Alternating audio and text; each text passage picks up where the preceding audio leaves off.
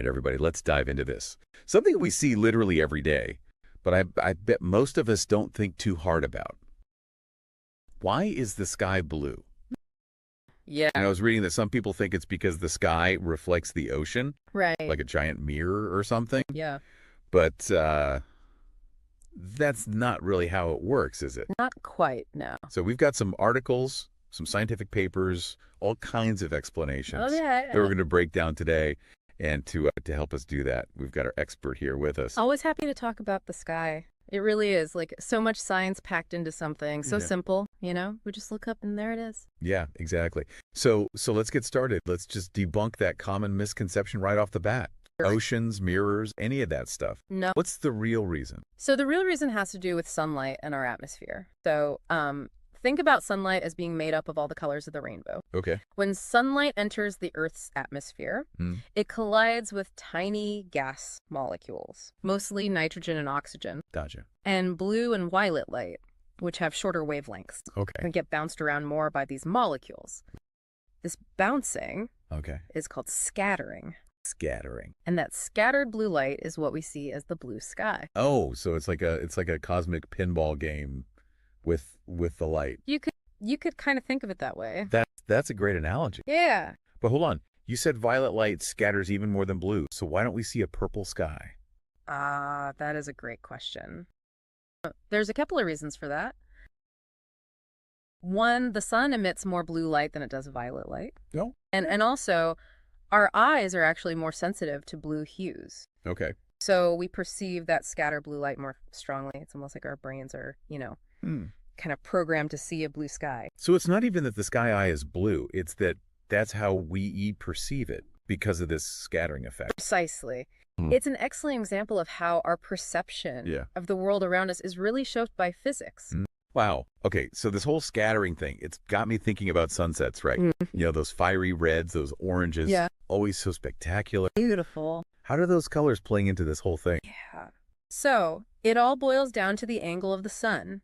As the sun sets, the light from the sun has to travel through a longer path in the atmosphere Right. to reach us. Mhm. So that means that more of the blue light gets scattered away, Okay. leaving behind those longer wavelengths, the reds, the oranges, and the yellows Oh, wow. that make up those sunset colors. So blue skies and red sunsets, it's kind of, they're two sides of the same coin. You could say that, yeah. They both come down to the scattering effect. That's pretty amazing. It really is. It's all about the way that light interacts with the atmosphere. Yeah.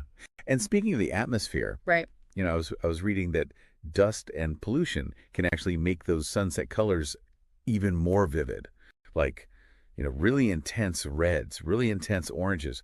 What's going on there? Yeah, so those particles, the dust, Mm. the pollution, Yeah. even volcanic ash sometimes, they can actually enhance the scattering of blue light. Oh, wow. So when you have more of those particles in the air, Right. the reds and yellows in a sunset can actually become even more vibrant. So a really spectacular sunset might actually be a sign of not so great atmosphere. Yeah, it's kind of it's a bittersweet thing, right? Yeah, that's a really interesting way to look at it. Makes you think. Yeah, for sure. And it also makes me wonder about other planets. You know, if the color of the sky depends on the atmosphere, then does that mean other planets have, like, different colored skies? Absolutely. I mean, is that even a question? Yeah, take Mars, for instance. What color is the Martian sky? Well, during the day, the Martian sky is actually kind of a reddish hue, Huh. and that's because of all the dust in the Martian atmosphere. Oh, okay. But here's the really wild part. Yeah. Near sunset, Okay. the Martian sky can take on a bluish tint, almost the opposite of what we see here on Earth. Wow. A blue Martian sunset. Yeah. Be something to see. You know, speaking of kind of cosmic perspectives, I was reading about Neil deGrasse Tyson Okay. and the analogy he uses for Earth's atmosphere. Oh, yeah. He's a master of explaining complex ideas. Yeah, what was the analogy? Well, the one for the atmosphere, Yeah. I think he compares it to the skin of an apple. Yeah, that was it. He said it's as thin compared to the Earth Yeah, as the skin of an apple is to the apple itself. It really puts things in perspective, doesn't it? it does. Yeah. This incredibly thin layer of gas is responsible for, For so much. everything, basically, including the color of the sky. It's a really powerful image, you know? It is. And it makes you realize how important it is to protect our atmosphere. Yeah. Really remarkable how much beauty and complexity comes from something so simple. Yeah. I mean, this has been a fantastic start to our deep dive. We've Yeah. gone from basic misconceptions hmm to blue Martian sunsets It's true. to mind-blowing analogies, Yeah. all in like what, 15 minutes? That's the beauty of science, right? Yeah, it really is. It's all thanks to the science of light and color. And there's a lot more to come. Yeah, you're right. We're only getting started. We'll keep going down this rabbit hole, Yeah. keep exploring this amazing world of light and color after a quick break. But for now, keep thinking about that, you know, What was it? that blue Martian sunset. Yeah. We'll be right back.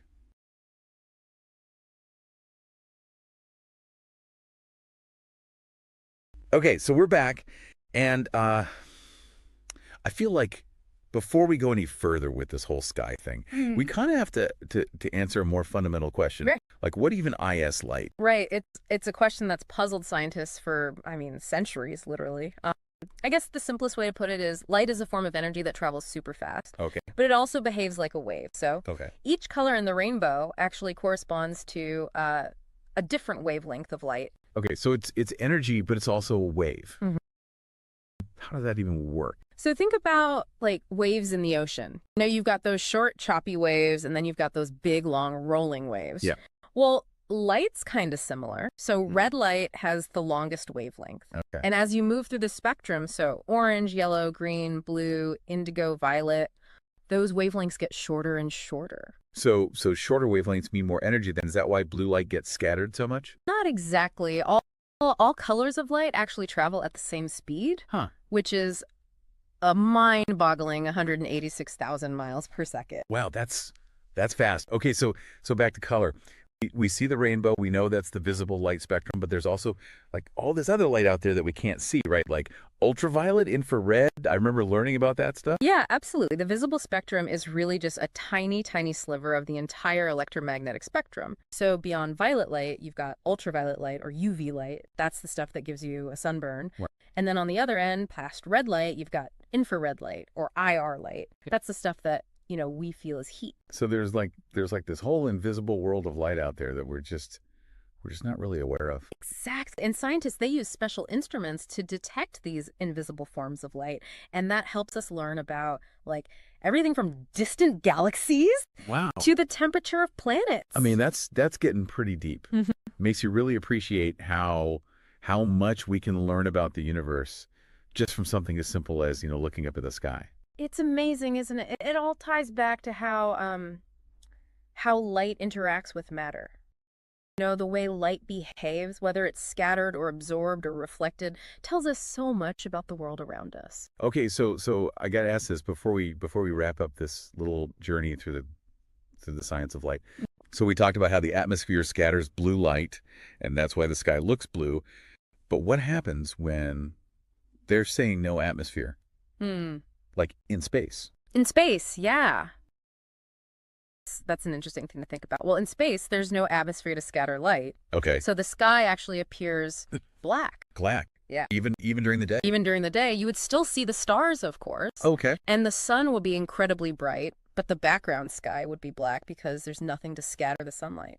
That is, I mean, that's mind-blowing. It is. Makes you realize how special our little planet is, you know, For sure. with this atmosphere that creates this beautiful blue dome above us. Yeah, absolutely. You know, it's a reminder that we're all part of something so much larger and more complex than ourselves.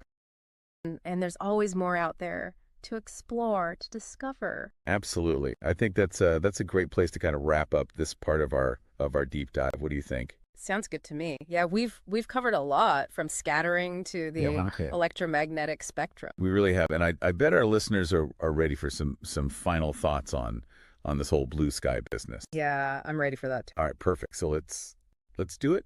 Yeah. Okay, so after that incredible journey through light and color and all that, let's bring it all home for our listeners. Yeah. What are some key takeaways, some things you really want people to remember about why the sky is blue? Well, I think the most important thing to remember is that it all comes down to the interaction between sunlight and Earth's atmosphere. Mhm. You know, those tiny gas molecules, mainly nitrogen and oxygen. Yeah. They're constantly scattering sunlight, and Right. they just happen to scatter blue light more effectively than other colors. Okay. And that's why we see a blue sky. Right. Right. And of course, we can't forget those amazing sunsets. Those were a result of scattering too. But in that case, Yeah. the sunlight's traveling through a much longer path, right? Exactly. It has to go through more of the atmosphere. More of the atmosphere, yeah. So that means more of that blue light gets scattered away, Right. leaving behind those beautiful reds and oranges and yellows. Exactly. Yeah. It's amazing to think that something we see every single day, something as simple as the color of the sky Right.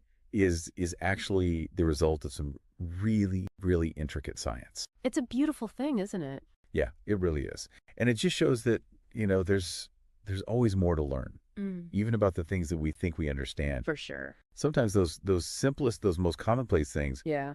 they hold the most beauty, the Absolutely. most complexity. Yeah. Yeah. Okay, so before we let our listeners go, I have one final thought-provoking question I want to leave everybody with. Okay, so imagine you're an astronaut. You're looking down at Earth from space. Okay. What color would the atmosphere appear to you? Ooh, that's a good one. That's a good one. Yeah.